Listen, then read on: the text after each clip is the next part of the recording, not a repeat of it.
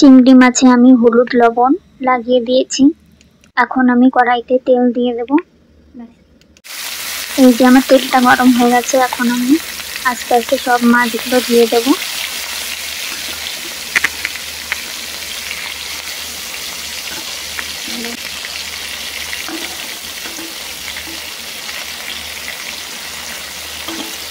এই যে আমার সব মাছগুলো দেওয়া হয়ে গেছে, এখন একটু নাড়িয়ে নেব।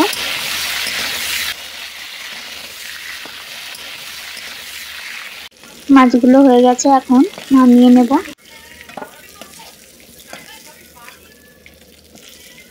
এবার এই তেলের মধ্যে আমি গোটা জিরে, তেজপাতা আর গোটা গরম মশলা দিয়ে দিয়েছি।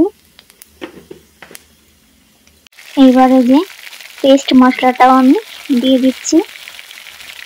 এর মধ্যে আছে আদা, পেঁয়াজ, রসুন, শুকনো লঙ্কা আর হচ্ছে জিরে। এবার একটু নাড়িয়ে নিচ্ছি। এর মধ্যে একটু জল দিয়ে দেব। এই যে আমি হলুদ লবণ দিয়ে দিলাম। এবার একটু কষিয়ে নেব। এর মধ্যে একটু টমেটো কুচি দিয়ে দিলাম। এই যে আমার আগের থেকে সিদ্ধ করা ছিল ইঁচড়গুলো আমি দিয়ে দিচ্ছি।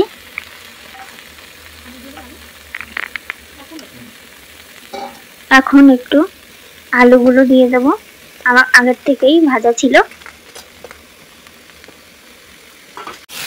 এবার আমি সবকিছু একসঙ্গে কষিয়ে নেব।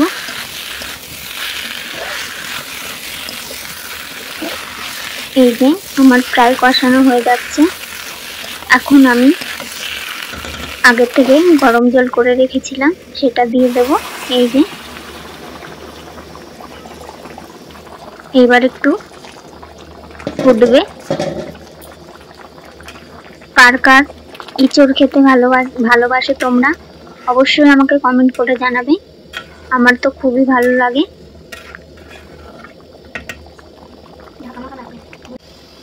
এই যে ভাজা চিংড়ি মাছগুলো আমি দিয়ে দিলাম। এই যে একটু হয়ে গেছে, এখন আমি এর মধ্যে গরম মশলা দিয়ে দিলাম আর সবার শেষে আমি ধনেপাতা কুচি দিয়ে দিলাম। এখন আমি নামিয়ে নেব।